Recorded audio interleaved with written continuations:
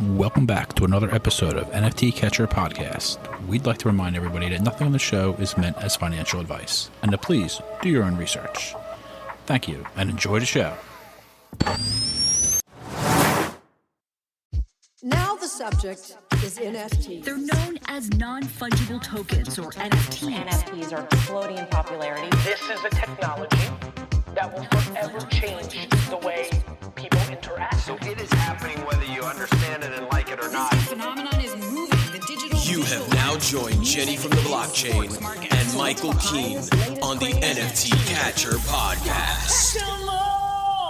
What's up, everyone, and welcome back to another episode of the NFT Catcher Podcast with me, Jenny from the blockchain, and my co-host here, Michael. Michael, how are you doing? I'm great. I'm so excited for this. How are you doing? I'm doing phenomenal. Today is a very special day because tonight we have a special guest on. Our guest tonight is the founder of Psychedelics Anonymous, which launched a little over a month ago, but actually, Voltura, this has been something you've been working on for months, because I remember back in October, you were telling me that you were working on a project. So we're super excited to dive in and learn more about you and Psychedelics Anonymous. Voltura, welcome to the show. Thank you. Thank you very much. Appreciate the intro. And yes, we did start our conversation a long time ago. Like October feels like years ago in NFT world. So that's a funny little throwback. I know, right? It's like, yeah, just months ago, but in NFT land, really, it was years ago. So, you know. And if anyone is not in the NFT land and is listening to this and they're curious what we mean by talking about like NFT timelines, I'm telling you, one day in NFT world is probably a week in regular world. You've got to agree, right? Yeah, dude. Facts. At least. Especially for you, I can't even imagine. Your timeline is probably way more stretched out. Yeah. I feel like I'm playing slow motion, but also at like 5 times speed at the same time, which is a very weird feeling. Yeah. All right, so I'm gonna kick this off with the first question here. First of all, you bought your Bored Ape that you're sporting now as your profile picture 8 months ago in June for 2 ETH, which, first of all, congratulations on that. And then you launched your project, Psychedelics Anonymous, in December. Take us back to when you first got started in the NFT space. How did your NFT journey begin? So I feel like everyone's NFT journey begins very differently, right? Like everyone listening or everyone here probably has a different start to how they got involved in NFTs as a whole. And I find that really fascinating. And for me, I guess it started with crypto knowledge as a basic. I got into crypto pretty early, like 2013, 2014. By no means did I buy up huge bags and I can now live on a private island by myself, but I started my exposure early. Which is when my blockchain sort of understanding began. And I feel like for me, that was when I started to open my eyes to all things blockchain and crypto related. Fast forward a number of years, so 2017 is when I got really involved in crypto. And I saw the sort of rise and fall of crypto throughout that period. Obviously didn't walk away with heaps at the end of the day, but learned a lot of valuable lessons. For me, having a creative business for the last 7 years, I've always been interested in creativity as well as artwork and creative design and creative thinking that we do on a daily basis. So then when it was around, I think it was around May of 2021, is when I started sort of, I guess, seeing NFTs as a term or as a sort of, acronym rather, pop up in this sort of Twitter ecosystem, but more importantly in just like general ecosystems like Facebook groups or Instagram even super early on. I just started seeing it being talked about a bit more, which is when I started looking into it. Like I've been deep in crypto for a while and got very heavily involved in December 2019 and January 2021. In December 2020 and then January 2021. But then as soon as these NFT things started coming around, I was immediately more interested. And I think a lot of people can sympathize with that because you have this thing which, quote unquote, provides utility or value depending on what project you're in. And it's way more entertaining to participate in compared to having crypto coins or, Bitcoin in a wallet. Like it's, that's boring unless you love looking at markets go up and down. So I started seeing some Bored Apes float around, and I had no idea what the Bored Ape Yacht Club was. Absolutely no clue. And I wasn't around when they minted, not at all. But I started seeing this artwork pop up, and I actually really gravitated towards the artwork. I was talking to someone about this earlier today, and I was like, the artwork for the Bored Ape Yacht Club, it just made me laugh. It just made me smile. I was really interested in it. And I could imagine it being something that I put up on like a wall at my home. So that's when I started looking into it. And then I had this sort of really big deep dive into what MetaMask was, how to take coins out of, exchanges and put them on ledgers, and like this sort of more detailed experience dive into NFTs as a whole. And then I bought my first Bored Ape, which I think it was 2 ETH at the time. And in Australian dollars, I think it converted to about 5,500 AUD, which is, I think, 3.5 or something, or maybe probably about 3,500 USD. And for me, I'm pretty risk tolerant. Like I love to take risks. I've taken risks my entire life in terms of my career, and some of them paid off and some of them haven't. But I sort of just saw that as a bit of a punt. And I was saying to myself, look, if nothing happens from this, then at least I've got some cool artwork, which I actually really like. And it was really the first piece of digital art that I ever purchased. Once that happened, I then started seeing it appreciate in value. I started a Twitter account properly. I started interacting on Twitter. And that's when I started to discover, I guess, the community aspect of NFTs. I've never felt that strong presence of a community backing you up, even though they have absolutely no idea who you are.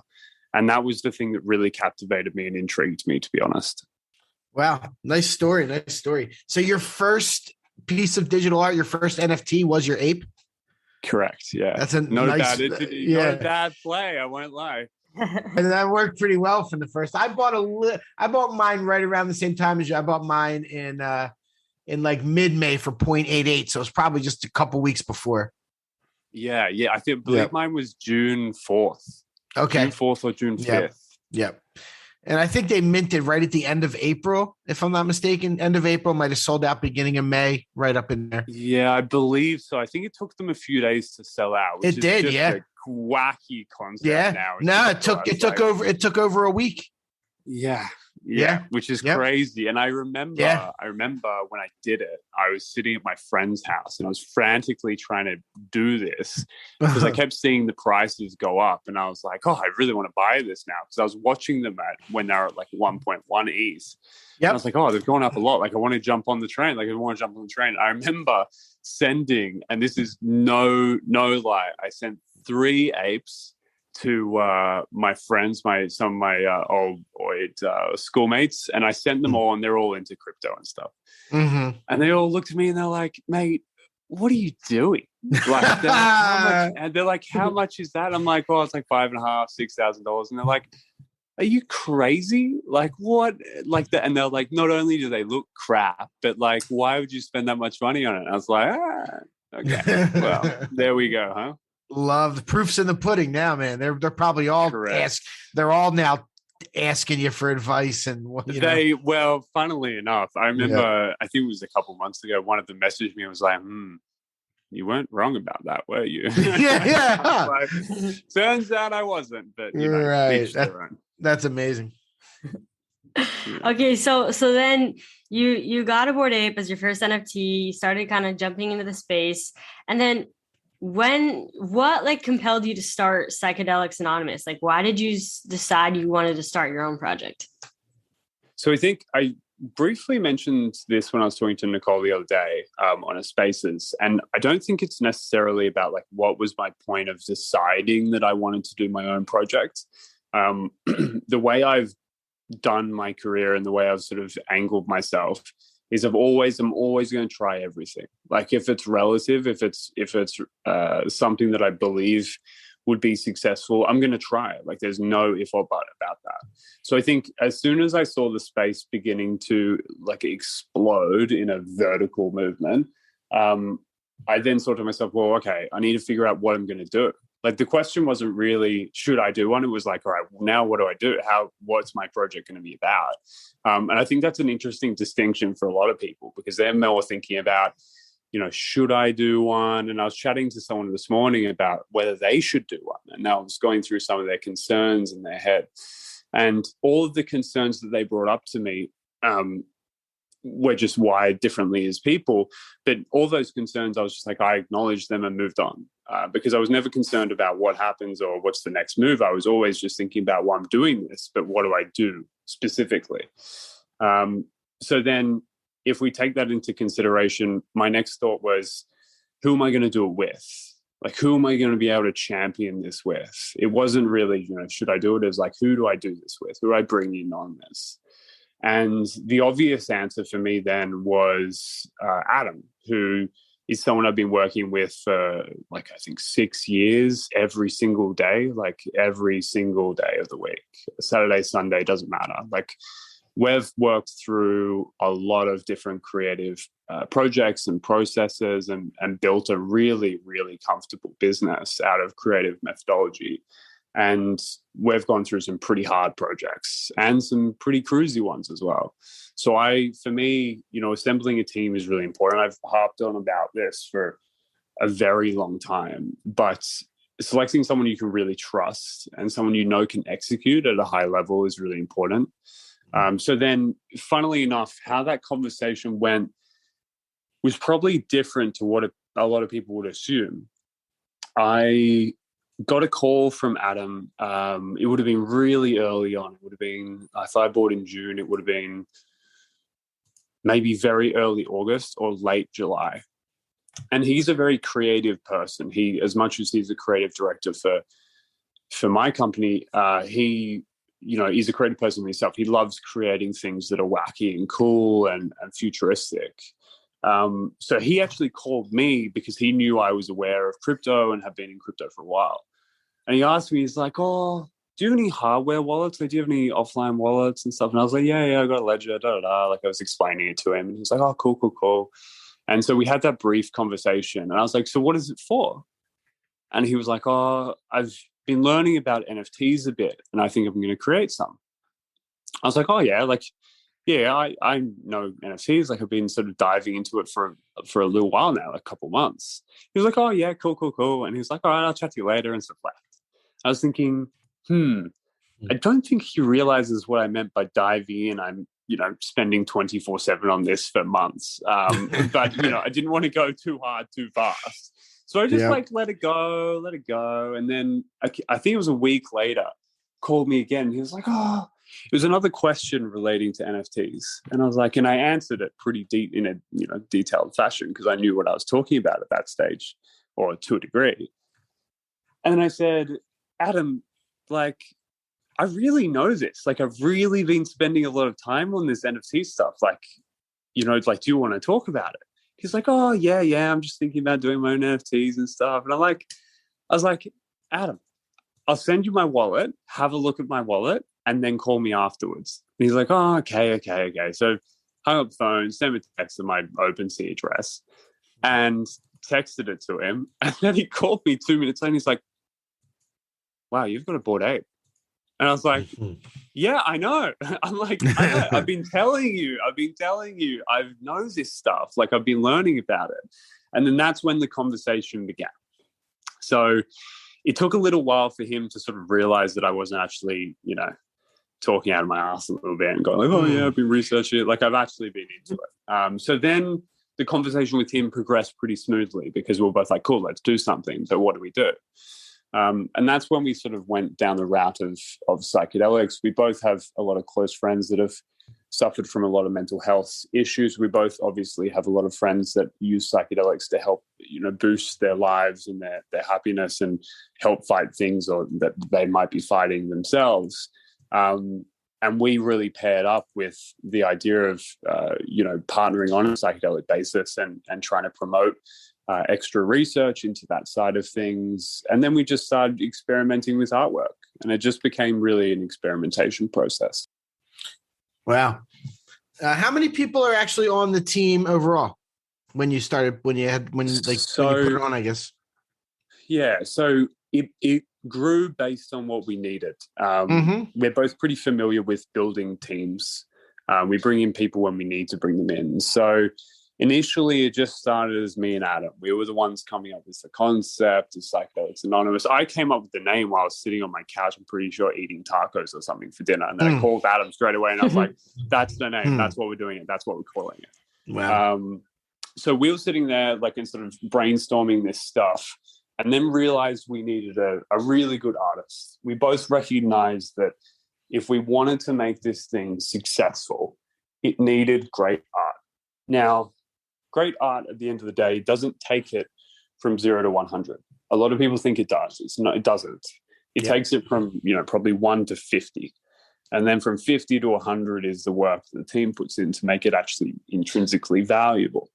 So once we had sort of figured out what the concept was, we started talking to a few creative teams. We started talking to the guys internally at Voltura, which is my agency. We started talking to a few friends of ours in the creative world, getting them to do up some concepts, some sort of drafts. And then eventually we were sort of heading in a direction, but I wasn't 100% happy with where we were or where we were going. And then Adam said, if we're going to do something super sort of futuristic and mysterious and dark and moody, then his friend Josh would probably be a good fit. And Adam's known Josh for 20, 25 years. And they've worked together in the past on lots of projects. And I said, cool, let's do it. And then we started to check out some of Josh's work, and it immediately clicked. As soon as I saw it, I'm a creative person in the sense that if I see something I like and go, yeah, that's it. I can make the call very quickly. However, it's harder for me to dictate how we get there. So as soon as I saw some of Josh's work, I was like, that's it. He's our guy. That's what we need. So then once we had Josh together, we started working on the concept art. And that was a pretty smooth process, to be honest. Josh is an absolute veteran at what he does. And is incredibly capable and incredibly skilled and also dedicated. And he started getting to work right away.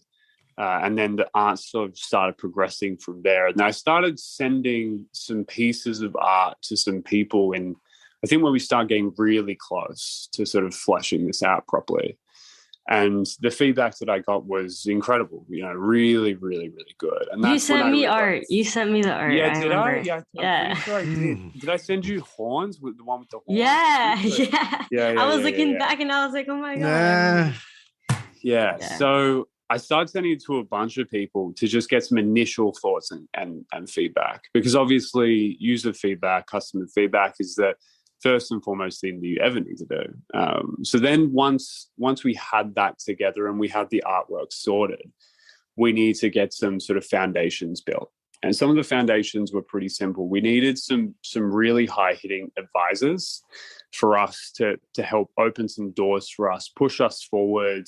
While we're working on the day-to-day execution, we need some people really thinking about high-level strategy, both from a legal accounting and a funds management sort of market experience, which is when I opened up the doors to Nick and James. And Nick and James are incredibly experienced professionals. Nick's very much in the sort of assets fund management section and is good with the finances and VC and doing deals and things like that. He's the one who very thankfully got us to sell a lot of Ethereum when it was back in the 4,000 range as soon as we minted out, which was looking like a pretty smart move now. So, these people are allowing us to do things at a higher level that we wouldn't be able to do ourselves. And a lot of people don't realize that you do need to bring in these sort of people to help. And then James, incredibly experienced business professional, CEO of a NASDAQ-listed company, not only a NASDAQ-listed company, but a Bitcoin miner that's one of the most green Bitcoin miners on the market. And, their ability to open us up to a legal, accounting, and financial standpoint was second to none. So once they were on board, we were able to bring on some legal teams. There was about 15 people in the legal team working with us for about a month and a half to make sure all our sort of eggs were in order, or so to speak. there's a lot of projects that leave foundational parts at the door. And that's normally because they're trying to rush, because they're trying to get there. They see it as a gold rush. You need to do it, get done now, get it out now. The problem with that is that a lot of the conversation I've had with founders that I know very well and you guys know very well, some of them don't have a lot of their foundations sorted. And that for me is scary as a consumer. And now you wouldn't know that because obviously they wouldn't say anything, but some of these foundations will ultimately lead to their derailing and their ending, which is terrifying. So I knew very quickly, especially with James and Nick on board, they're not going to get involved in something that wasn't a tight ship, so to speak. So we got our legal foundations done very well and very cleanly, because we were preparing for ultimately success. Now, you don't need to do it as sort of hardcore, quote unquote, as what we did. You can do it a lot easier. But having stuff in place allows you to protect yourself from others, including the people on your team. Because, it's the harsh reality that when money gets involved, especially big money, that's when people change. Doesn't matter how well you know them, doesn't matter how much work you've done with them. When money gets involved, people change. And so these legal foundations and structures are incredibly important to protect not only yourselves as project owners or the people working on the project, but the team and the community. Like if the team goes bad, the community falls with it. Yep. So that was really important in my eyes. And once we had the legal foundations done, we started going out to devs, finding devs that we wanted to work with. Matt for us was an absolute easy fit, incredibly experienced dev, built on a number of different blockchains, not just only Ethereum. So he had experience on both sides of the fence, so to speak.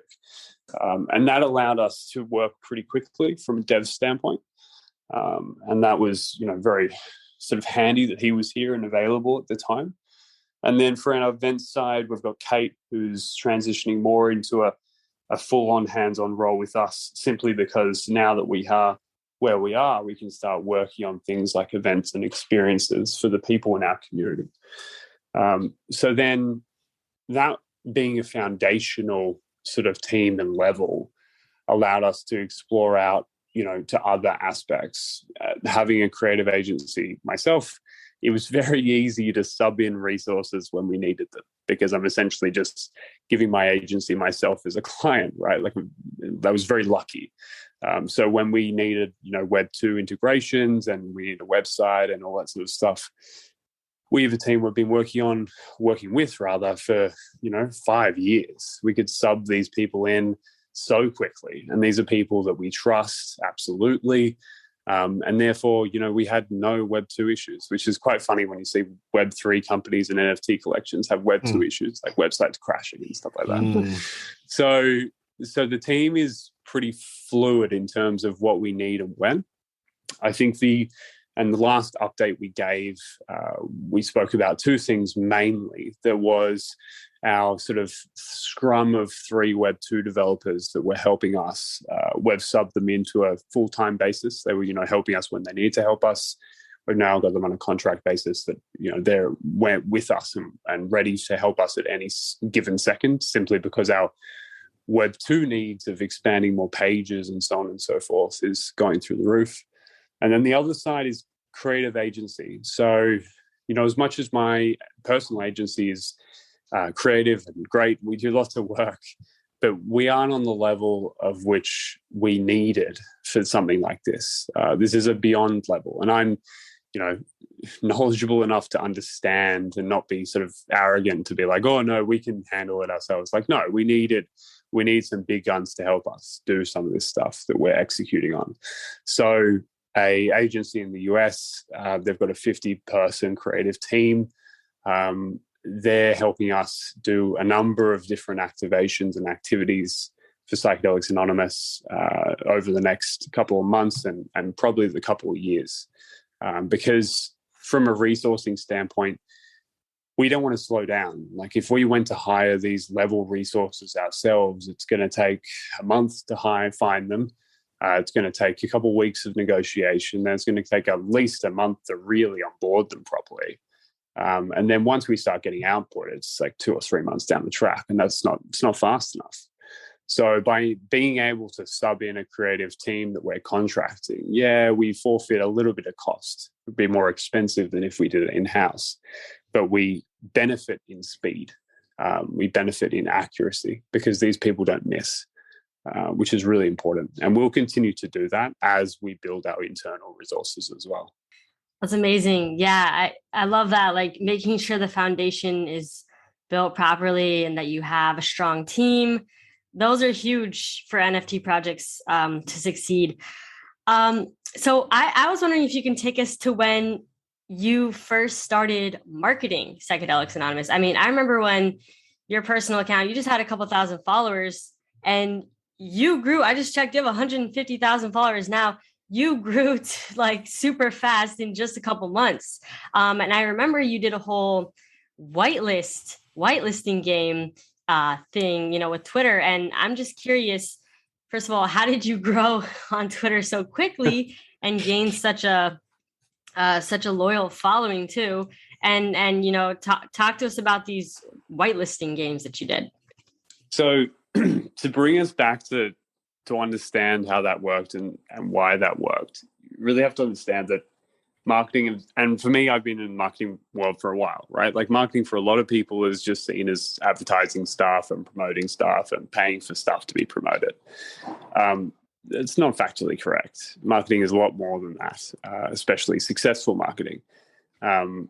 I have had the pleasure of working with lots of people and experimenting. Like my whole career, I've experimented. We've always run the foundation of asking forgiveness instead of permission. So there's things and activations and campaigns that I've run. Some of them have gone well, some of them have gone terribly. And there's a lot of learnings that have sort of intertwined themselves into how that whitelisting and project promotional basis worked. Marketing really is just psychology. Same with projects, NFT projects, psychology. It's a speculative market based around how people feel and what they think and what the vibe is, right? Using quotation marks on that. So I watched for months and months and months and months to see what projects went well, what failed. I watched all of it happen. I watched On One Force, I watched Mechaverse, I watched all of that stuff. We saw it rise and fall. It was incredible to watch. And I'm glad I did. So one of the key lessons here was a bit of a reverse psychology switch on a buying mechanism for an individual. Normally, as a consumer, you're saying, as a company, you're saying, can you please, consumer, buy my product? But that's normally how that interaction goes. A whitelist process or an allow list or whatever you want to call it. For us, it was whitelist at the time because that was the phrase that resonated. But I can understand why people have changed that now for obvious reasons. But whitelisting for us at the time really reversed the psychology of the purchasing decision by the consumer. What it did was allowed the consumers to think that it's a privilege to have the purpose or the opportunity to participate in the product or the launch. So we were essentially advertising a list that allowed people to buy our product, which is a really interesting psychological switch, because we're no longer, asking people to buy, we're allowing people to buy. It's this level of exclusivity that people suddenly gravitate to because FOMO is a hell of a feeling, right? No one wants to miss out on something, especially when it comes to a highly speculative market that we're in with NFTs at the moment. So I watched a few collections try, a quote unquote whitelist process, and a few of them went pretty well. Interestingly enough, they only did, 1,000 or maybe 2,000 here or there. It was more of like a smaller aspect. Realistically, at that stage in sort of, August, September, October, a whitelist was essentially giving out spots to people you favored. It's almost like, hey, you celebrity, I like you. You want to buy NFTs? Here you go. And that's why that notion of a whitelist spot was cheaper than a public sales spot. It's like a 20% discount or something like that. Now I don't particularly like favoritism. I've never have or never will. So the favoritism aspect for us was never going to exist. Instead, what I wanted to do was achieve two things. One, a user-generated content flow. And two, essentially the ability to create a collection and launch a collection with an incredibly high unique ownership. Very basic economics. If there's more unique owners, there's less people that hold larger pieces of supply. Therefore, price can be more stable unless people want to, sell their loads. It just makes perfect sense, right? Mm-hmm. You look at collections and they've got an incredibly low unique holder ratio. At that stage that, any one person for whatever reason could just list 100 NFTs and absolutely tank the price. And because it's a highly emotional and speculative market, if you see someone doing that, you think something's wrong. You don't make your own judgment. You just see it going down and you go, oh, I'm going down as well. Like, it's just this emotional tide that you can't really stop from happening. The last aspect of the whitelisting process was that it allowed us to be selective in some way to push these people that normally wouldn't get a chance, normally would never get a chance to mint an NFT because they get gassed out or whatever it may be. And that's where the unique opportunity and sort of unique and equal opportunity rather came into it. So considering those things, it looked like it was an obvious play to make a big whitelist sort of campaign, which was at the time the first of its kind. No one else had done that. And how it all started was, again, realistically just to play on human psychology. The first tweet I put up in response to this, and I had about 5,000 followers at the time. And what people don't understand is to get those 5,000 followers, I grinded like serious amounts on Twitter. Like there was one, I was telling someone else the other day, there was one tweet that I had that was successful. I had like 200 or 300 retweets. And I messaged every single person on that retweet list, one by one. I didn't copy paste. I wrote it out with my thumbs, right? I actually wrote it out. And I said, hey, thanks for retweeting. Appreciate the support. If there's anything you need, let me know. Okay. In like a million different variations. Yeah. And there was so many people that ignored me. Which is fine. It's whatever. Like, I get it. But there was a lot of people that actually replied and they're like, yeah, cool. Like, no worries. Like, appreciate it. Or just, love-hearted it or whatever. Mm-hmm. And so the first tweet I did to start this all off, I posted and I said something along the lines of, and this was after I'd had, I think, 3 pretty successful tweets. Like I had 3 in a row, really good tweets that picked up a lot of steam that, were more than I'd ever get. Like we're talking 1,000 likes here, something, quote unquote, mini viral. And I was like, oh, I think it's time. So then I posted a tweet and I was like, look, anyone who responds positively, interacts in a positive manner, adds value to people in this little community, I will consider you on, to put you on a whitelist for the upcoming project I'm working on. And then at the end of the tweet, I said something, I'm pretty sure it was that tweet, I can't actually remember. At some stage I said, and if you don't know what I'm talking about, read my bio.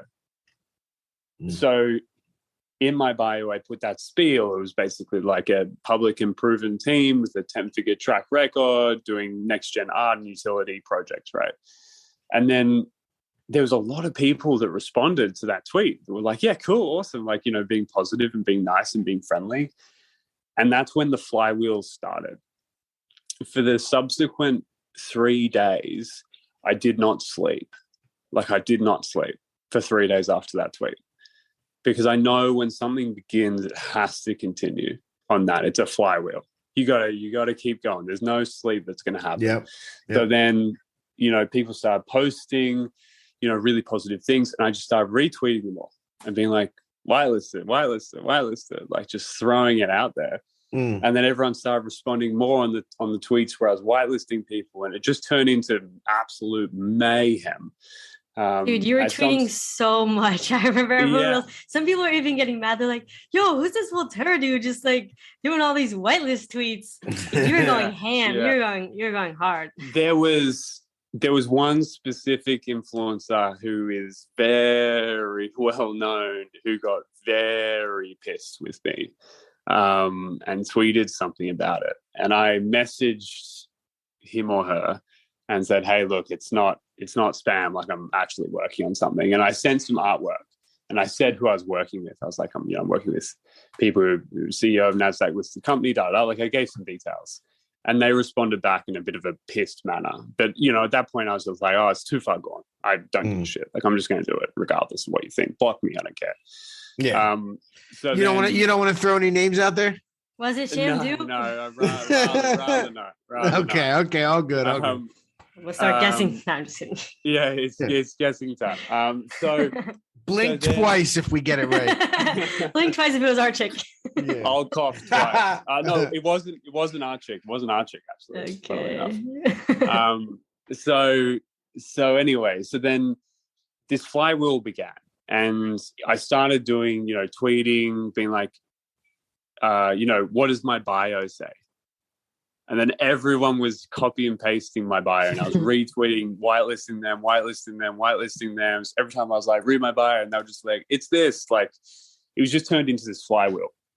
So for about 3 days, I didn't sleep, and I was screenshotting everyone's profile that I was whitelisting, because I didn't really have an idea of how I was going to track this. I was like, all right, well, if I screenshot your profile, I can find you later, sort of thing. Oh my god. And then that turned into an admin nightmare, but that's okay. So this started happening, and then with the whitelist games, so this is where it got interesting. I started realizing two things. Firstly, I needed to sleep, otherwise I was going to go lazy. And secondly, because I'm in Australia, the time zone issue is that, I wake up in the afternoon of the US and sort of late night of the UK and everything. And it's just hard. There's days and time that I'm missing. So I started realizing, I was like, I need to post something before I sleep that keeps the ball moving. Like, I need something to keep the ball moving while I sleep. Even if it's for 3 or 4 hours, I need to. So then I was thinking, what can I do? And then there was a game me and some of my DGen friends from real life used to play, and it was called Docker Clock. And one of our friends, Declan, he used to wake up at really random times. And for whatever reason, we used to guess what time he was going to wake up. And then we had a scoreboard of whoever got close enough and sort of tallied up the winners. It was really stupid, but it was fun. And so I was like, maybe I'll play something like that. So the first whitelist game, I was like, I said we're going to play a whitelist game, and everyone was losing it because they're like, I don't know what this is going to be, because everyone loves games, obviously. And then I basically said we used to play a game called Docker Clock. I'm pretty sure I spelled, because I was delusional at the time. His nickname is also Dez. So I said Dez o'clock, which butchered it, because then they messaged me the next morning being like, you spelt it wrong. Like, it's not Dez o'clock, it's Docker Clock. And I was like, I'm so tired, I don't care. So then I said, everyone in the comments, guess below what time I wake up. And whenever I wake up, when I wake up, I will make note of the time, and I will jump into the comments, and I'll scroll down until I see 25 people that have guessed close enough, and I'll whitelist every single one of them. Ooh. So that's when the game started, because I posted that, and it got 3,000-4,000 comments overnight, 2,000-3,000 likes, people, a couple thousand retweets. And I was like, this is the solution. This is the solution. When I go to bed, I put up a game and people engage with it while I'm asleep. It keeps the ball rolling. And then I wake up and I get back on the normal grind. Like, that was the solution. And that's what I needed. Because once someone's awake, once someone's asleep for 6-7 hours, that's 6-7 hours of silence you could be using marketing, right? So interestingly enough, I wanted to do that, and we started doing it. Before this started happening, And we've never paid anyone to promote Psychedelics Anonymous, and we never will. There's a lot of people. I think there was one celebrity, Josh Hart, reached out to me before Mint and was like, hey, like, what's the project about? And like, can I get a whitelist, basically? And I was like, So we had a chat and like we messaged back and forth. And he had this Australian fitness coach in his gym and like all this sort of stuff. So we bonded on a few things. I was like, all right, okay, I'll give you a whitelist. Like, tell me your wallet. He's the only person that I, of celebrity status that I gave a whitelist to, who I don't really know or didn't have a relationship with prior. But the interesting thing is that you've got to understand, I was willing to do anything to make this work. Like any project founder would. You do anything to make it work. So before we started hitting mainstream sort of pace in terms of our marketing, there was a guy that I was interacting with on Twitter before this all started. And he was a verified profile and he was an ex-athlete. He did a lot of promotional stuff like, project promos and stuff like that. And I was trying to get to know him because I was thinking about who I could, help to promote, who could help promote this if we needed it. And before this all hit Flywheel, you've always got to have backup strategies. For me, I was chatting to him and I was going, look, do you know any promoters, any influencers that, we could potentially use for my projects if we need it? And he was like, yep, I know of all these people and I can, And I was like, cool. All right. I was like, look, I'll pay you some ETH. I was like, I want you to start talking to some people and seeing if you can get some earmarks. You start the organization process, right? Because in my career, we've used influencers for lots of different things. And it's gone really well because it's a great way to do marketing. And so for the subsequent couple of, I think it was a week and a half or 2 weeks, I paid this guy a certain amount of ETH every week to try and organize all these people and get like a bit of an army together of these promoters. And his job was to assemble them for me. Now he started getting some decent names. But then as soon as the whitelisting stuff started, I didn't need it. So we got to the point where, and this is a completely true story, being completely honest, we got to a point where he had all these people and they were all interested. And they all, had a price and whatever, and they knew what the project was. And because they saw some of the success while we started whitelisting, they started to nag him a bit and be like, hey, can we do this? Can we do this? Like, they were interested. When I realized that we didn't need them and that I wasn't never going to do that because we just didn't need to, I asked him, I said, okay, and I didn't tell him what I was going to do, but I said, put them all into a group conversation on Twitter with me and I'll have a chat to them. And he was like, yep, cool, can do that. And he's like, oh, pay me the rest of my ETH first, like what we agreed on. And I was like, oh, yeah, fine. So I paid him the rest. It wasn't cheap either, actually. But, I was doing what I had to do. He puts them all in a group conversation with me, and there was probably, I think there was like 35 of them. Different people, some influencers were just, seriously pumpy influencers doing anything for a promo. Some of them were a little bit more serious. And I got them in, he introduced me and so on and so forth. And I sent them all a message. I said, look, to be perfectly honest, I've used XYZ person to assemble you all here and get you all interested in doing some work for us. It turns out that I actually don't need any of you anymore. And we're not going to be going ahead with doing any paid promos. We're not going to pay anyone to do any promos. It's just our stance. And I said, I'm sorry for wasting everyone's time. I know, that's what we were talking about, but it just isn't in the game plan anymore.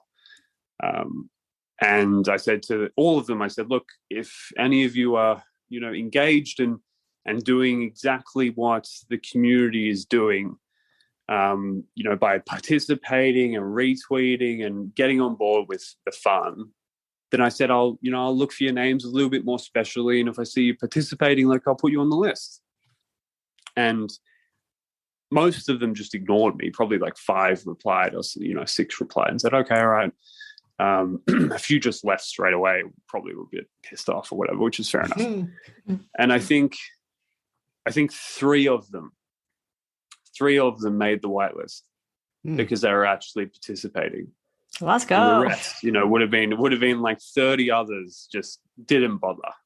Didn't bother at all.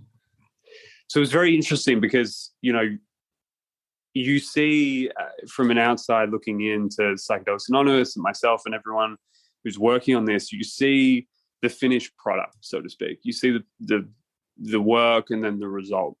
You don't specifically know what we have to do behind the scenes. And, that was one of the alternative strategies. That was probably one of the primary strategies because I didn't envision the whitelisting journey to go so well. Right. Yeah. You don't know what the hype's going to be until you start getting closer and closer.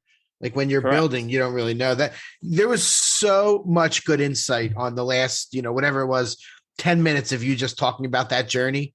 That was really good stuff, really insightful for anybody listening, anybody trying to market a project, big or small, like really good stuff, man. Appreciate that. Yeah. The first time I heard you speak was with NFTs Anonymous on his Twitter space. And you had already kind of started blowing up at that point a little bit. And I listened to that and then I mentioned it to some of the guys I work with. You're in Sydney, right? Correct. Yeah. Yeah. I work with the guy, Mark Lowe in Melbourne. And he, when I said that, he was like, oh yeah, he's blowing up. Like everyone's talking. So, but it was really interesting. You could just tell that you had something special going on even right now, but like the way you were talking in that spaces. And it was just like, and I remember people were coming up and if they would ask you a good question, you would give them a whitelist and it was like gracing them with like, you know what I mean? It was really cool. That was fun to watch. I mean, like what you just talked about, that like meteoric marketing rise was one of the best ones that's ever been done. Like, and especially one of the first ones that blew up like that. Now there's stuff that kind of blows up like that. And sometimes they're probably paying for Discord followers. Like yours felt really organic and just was fast and awesome. It's good to hear how you grinded it. Cause that's, Gary Vee talks about that in his beginnings. Like he responded to every message and everything that was going on and spent all day talking to people and responding on Twitter. And it sounds like you kind of had a little bit of that same drive. Yeah. Look, one of the games, funnily enough, was this was at the end of the week. I did this strategically. Again, it's all psychology, right? One of the games at the end of the week was, can you guess my screen time? Like, what was my average screen time this week? Nice. And everyone was guessing. And like, I think on Saturday morning, I woke up. It's like Friday night for you guys. And I was like, my screen time was like, 16, 18 hours or something. And that was my screen time. It's been a fucking great week. And like, I'm going to take a couple of days off and I'll be back soon. And, that's what it was like. Like the last 16 weeks or 8 weeks really leading up to launch was just, there was one thing that was happening in my life and that was it. I wake up in the morning, I walk to the cafe, I get my breakfast in the morning because it's just my routine. I get my 3/4 full latte with the sugar and I just eat. And then I walk back and I just work. I just worked 20, 21 hours a day. And leading up to the end, the last week, it was just, I didn't sleep. I had naps. It was like 1.5 hour nap or 2 hour nap here. That was it.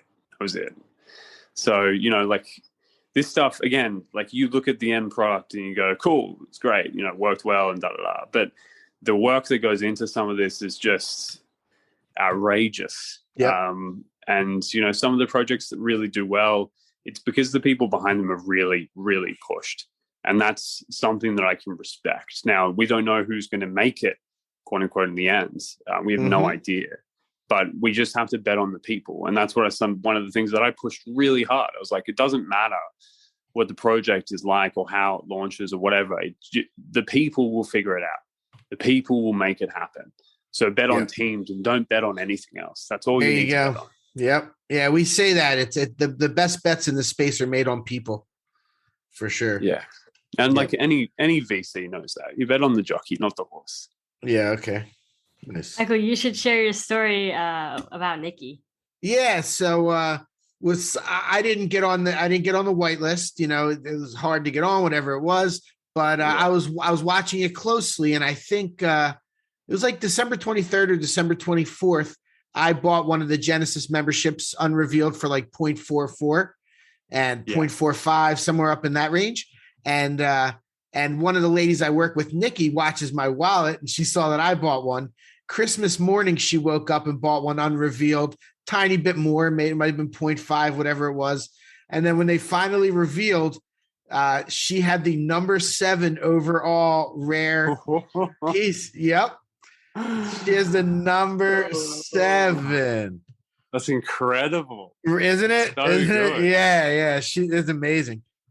She was thrilled. She's like, I don't know what's happening. I'm getting like 5 ETH offers on this. She was saying it was like, number 7. Unbelievable. Oof, that is good. It feels good. I've never I been know. lucky up against. Never been Yeah, like that. I know. Especially like actually, that. Sorry, I take that back. World of Women. I got a gold mint. That was the best I've ever done. Nice. Do you still own it? I sure do. Yeah. Nice. Good for you. Good for you. Oh, wow. 25. Yeah. Wow. Sold on the way up. Yep. I sold my 4th last one a couple of weeks ago to make a point. And the rest I'll just hold forever, I guess. That's what's up. Yep. Yeah. What did Nikki do with hers? She priced it at a wildly high price. I don't know exactly what it is, but she's holding. She's not just giving it away. She's she put it out there to try and maybe if it sells, it'll probably be the highest sale that has happened. I think from where. Do you know what the highest sale is in your ecosystem? Highest sale was our charity auction. It was 25.56, I believe. Okay, yeah, I think she's like 35 or 40 is where she has hers. I wouldn't be surprised if that bangs out at some point. Someone, you know what I mean? Like it's doing like, well. You know, all projects have their time in the limelight. It's a very interesting cycle to watch. Yeah. I think there's a few things that have been worked on that I think will excite a few people. I know every project founder says that, but only some deliver on that. So we'll see. Well, who knows? No, you're right. Kind of the hard work starts after the drop, right? We say that too a lot on here. Yeah, I completely agree. That I think the most of the hardest work I've done was immediately after, because it's like this. Yeah. So you feel relieved and you're like, oh my God, that went well. That happened. I'm like, great. And then you take 2 days off and then you go, whoa, I need to do a lot of stuff. Yeah. I think it's this weird veil that some people have that run projects and they go, selling out is going to be the hardest part. Marketing is going to be the hardest part. It's not at all. No. Yeah. The hardest part is after you make your money, then producing. You're right. Like, cause now you had 7,000 people that are investors, probably in the Discord, what's happening next, what's going on, like for sure. That's 100%. Yeah. So let's talk about the project really quick. So first of all, there were 4 different NFTs you could mint. Like, for the people that got whitelisted, there was the Genesis, which is like the actual profile picture art, right? There's the in real life Psychedelics Anonymous pass, the metaverse pass, and then the component number 1. And since then you've released component number 2.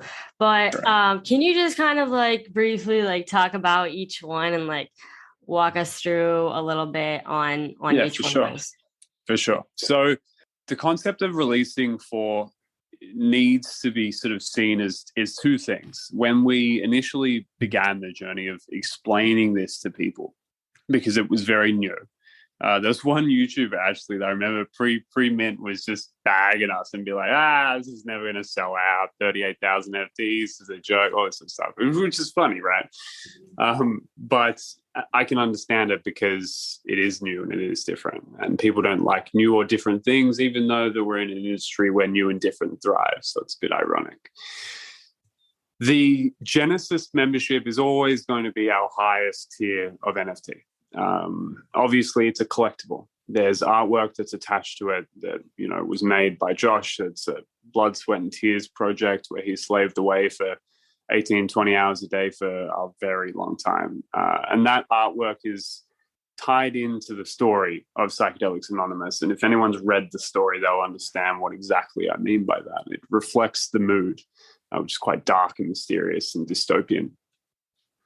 The second NFT is the in real life pass. So the in real life pass was designed to allow people to enter the community at a lower price point for those that couldn't specifically get into the Genesis level of membership.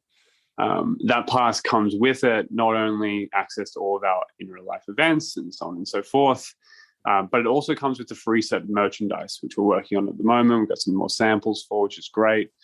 And everyone will be able to claim a free sort of bag of merchandise. I think we're probably going to do 3 items for free, like a hoodie, t-shirt, and a beanie as an example. Ooh. And Wow. that's a bit of fun. And the idea around that was that the cost of the merch offsets the cost of the NFT. So the merch is like quite literally the cost of the NFT, minted for 0.06, I believe. Yeah. And at the time that was around like 300 USD or 250 USD, and that's essentially going to be the cost of the design, production, and manufacturing and distribution of merchandise.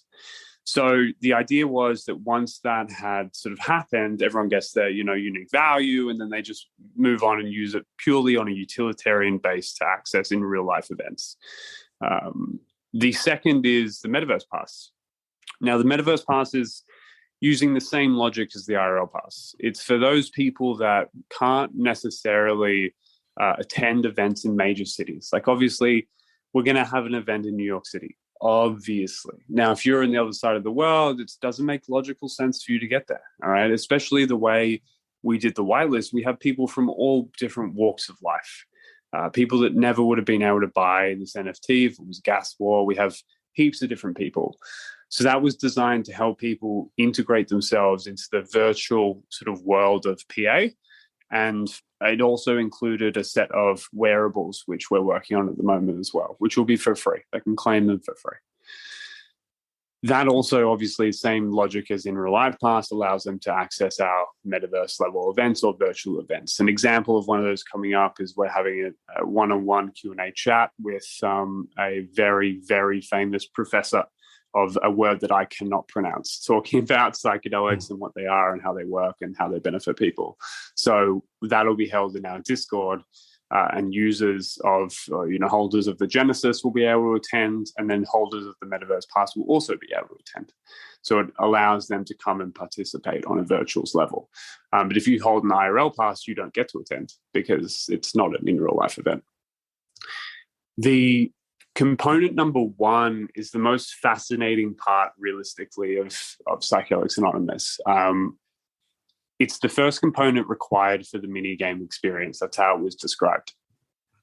Component number 1 is shaped out to be essentially this riddle of game theory, which people have been obsessing over for weeks and weeks and weeks and weeks, as to how the PA universe is going to expand, and how component number 1 interacts with other items.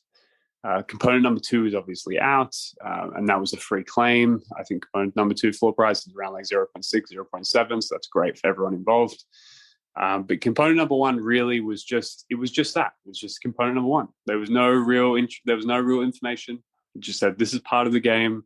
It's here. That's what it is. If you looked at the artwork, it's obviously a part of a chemical equation.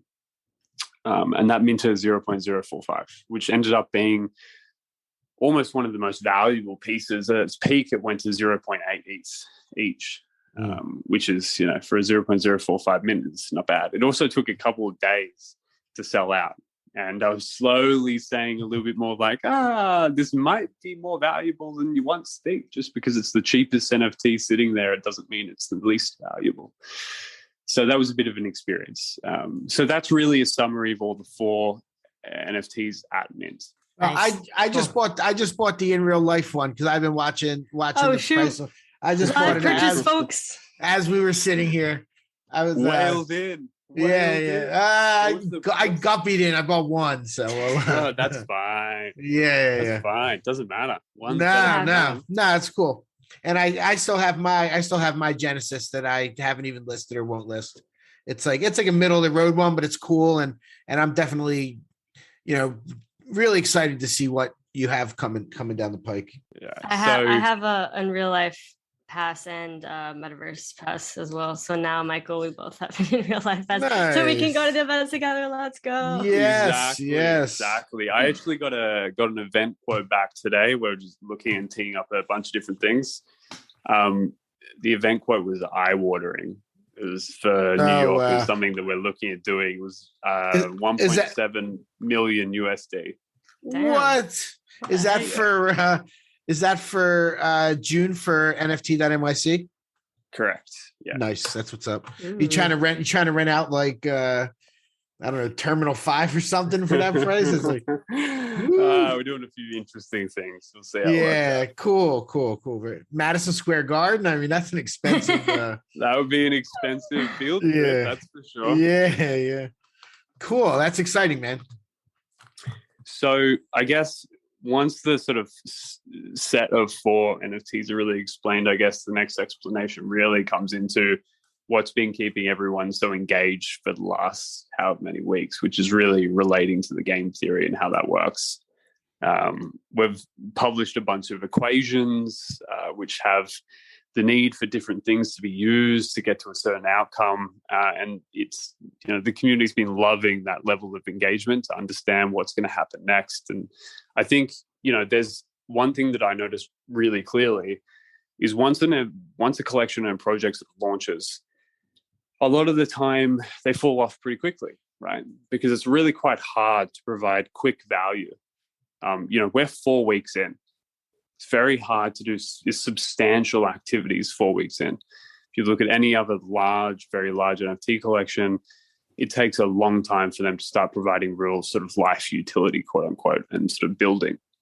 So at the forefront of what we were thinking of doing was we wanted to create an engaging experience off the bat, something that we could deliver on very quickly, which is, this game theory, which is why we released and have pushed this so hard and pre-planned a lot of this methodology and the writing around it to keep people interested and engaged and playing. And the people that play correctly, at least they've got a 0.6, 0.7 thing for free, which is really awesome to see. It's awesome to see that level of value being returned to people that have been really loyal. And for a lot of people, that's, several times what they actually spent getting into the project. Mm-hmm. So that's incredible to see. And we're super happy with how that's progressing and how that's engaging people. Nice. That's awesome. Yeah. Oh, go ahead, Michael. I was going to say, what is the advantage for people, and by people I might mean myself, of getting a full set of all 5 of them and continuing to do that? So the first full set snapshot was for C2. Okay. So that's what you just said. Yeah. Okay. Yeah. So if you had a full set, so in real life pass, metaverse pass, Genesis, and component number 1, you were able to get C2 for free. That was your reward.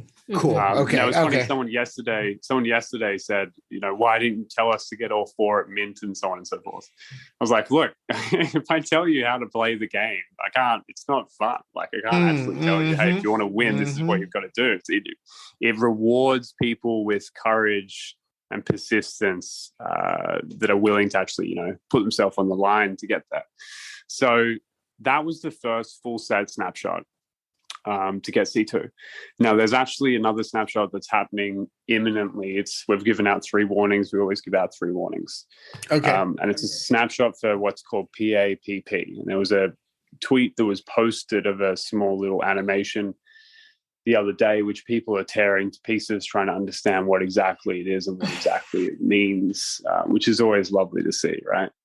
And that'll be the next snapshot which we'll take. But at the same time, there's already been, I think, 10 stealth snapshots, which are for something else. Again, just monitoring who has what in what wallet and how many of this and that, which is all part of the experience. Wow. I like it. Yeah, Michael's like, maybe I should buy everything right now. I know, I might. I'm considering it. I'm considering it for sure. The prices aren't crazy right now, and if things go the way it seems like they might, it could be a really good value.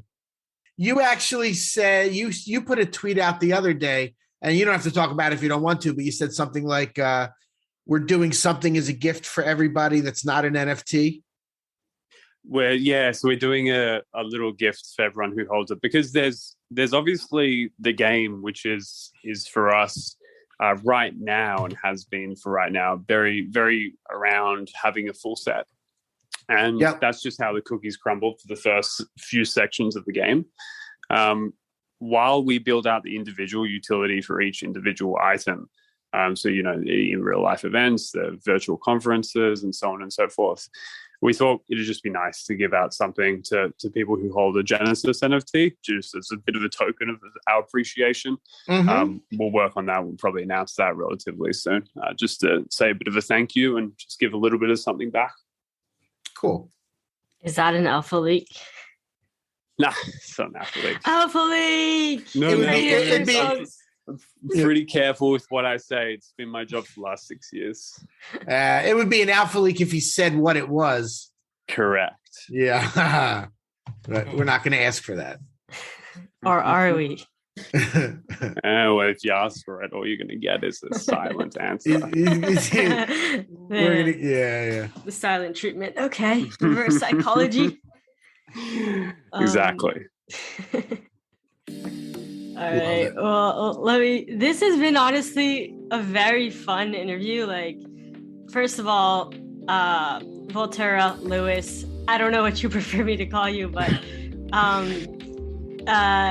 this has been super interesting. You're really good at storytelling. I mean, of course, you probably already know that you're good at that, but yeah, and I don't know, this has just been really intriguing. I've been like on the edge of my seat, like, whoa, what is he gonna say next? Like, it's just been awesome. Michael, I don't know if you have any last minute questions or anything you want to say before we wrap this up, but no, not so much. I mean, honestly, thank you so much for being here and for your candor and for going over your story so honestly. Like, this was really insightful. I think a lot of people will take a lot out of this. It's inspiring the way you built this project, honestly. And I just really appreciate it, man. You're welcome. You're welcome anytime when you have stuff coming on, hopefully it won't be the last time, but we really appreciate you taking all this time to be here with us. It's definitely not going to be the last time. Definitely not going to be the last time. And I appreciate that. It's always good. Yeah. Like, I love chatting to people, especially like you guys. There's a lot of people in my everyday life that have absolutely no idea what I'm doing, what it is that we're doing. And I'm sure it's the same for both of us. So it's always nice to sit back, relax, and just have a chat. And I'll always sort of call things as they are. And that's something that I'll just keep doing to make sure everyone's transparent on the same page. So I'm sure it's probably just the first time, and I'm sure I'll be back with maybe some new alpha leaks. Wow. And let me tell you, I'm completing my set right at the moment. I'm about to buy components. So smell? I'm in for the ride, man. This was fun. I appreciate it. Hey, his psychology is working on you, Michael. Yeah, I know. He's good at that. He's good at that. So maybe it didn't work on me. It works. Marketing is psychology, and it'll be fun because as things start to settle down and fall into place a little bit more, we'll be able to run some more workshops. Like, we really want to run some information sessions, not only from me but from other people in this space that are very knowledgeable. And I'll definitely be getting up and chatting to a lot of people in a workshop setting, either in real life or in virtual, to chat about marketing, how it works, and like baseline fundamentals, because a lot of people just don't quite get it. The paid promotions and stuff like that, it's fantastic, but it doesn't promote longevity. And what you need is longevity. So if I can teach anyone that over the next, couple of months or whatever, then I'll be very happy. That's awesome. That's huge. All right. Well, thank you, Voltura, so much for coming on the show, and hopefully all the listeners enjoyed this episode. And we'll catch you in the next one. Peace. Cool. Thanks, guys.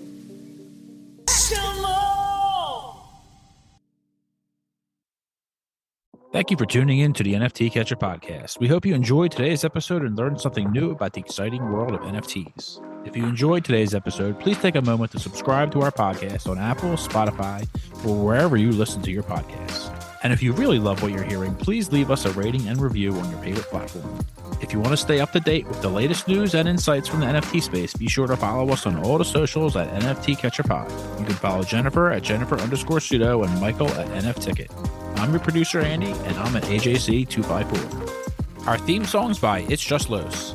We always appreciate your feedback and support, which helps us reach more people and bring you informative and engaging content about NFTs. We look forward to bringing you more great NFT content in future episodes. Thanks for listening.